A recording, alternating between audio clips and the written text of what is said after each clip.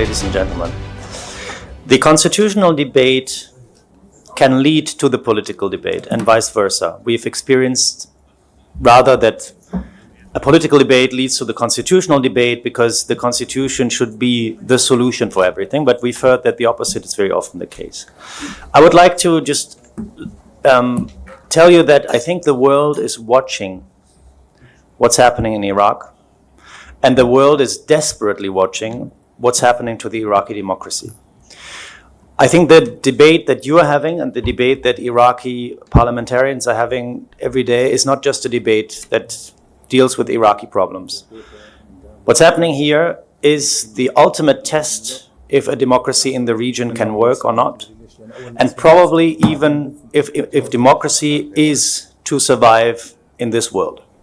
I can tell you, coming from Germany, our democracy is stable, but at the same time we're experiencing nightmares.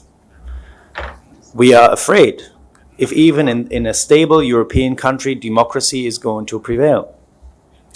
We are facing endless debates about the weaponization of justice, the obligation of the political system to use all its instruments to safeguard itself, its own existence, its own survival, and at the same time the constant accusations that the political power might be using, the courts might be using the judicial system in its own political interest. You know very well what I'm talking about in this country.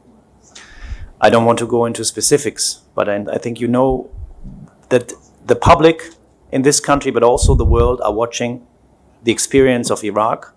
And maybe, I don't know, maybe in 15 years, Iraq will not only be, as Matthias said, the only democracy in the Arab world, maybe it will be the only democracy in the Middle East.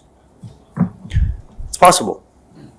Maybe the Iraqi democracy is not going to survive, but maybe it's going to be the only one to sustain.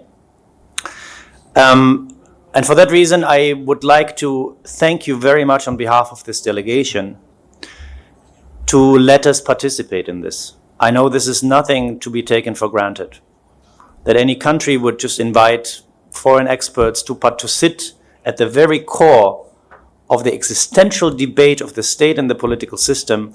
Let us listen, let us participate, let us contribute. This, for me, is a sign for the remarkable openness and the remarkable open-mindedness of the Iraqi political culture. And we have talked a lot about political culture and about shortcomings of the political culture.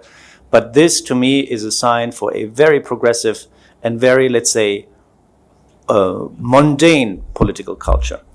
And I think the discussion about the constitution should continue, regardless if there is the political will for a great or a small solution of the change of the constitution, because the constitutional experts can be the real mediators of the political problems, because they are wiser than others, knowing about the political system, having expertise and detailed expertise, and can differentiate what are constitutional problems and what are political problems. And that's why I would like to encourage you to continue this debate. Thank you very much, Mr. Chairman.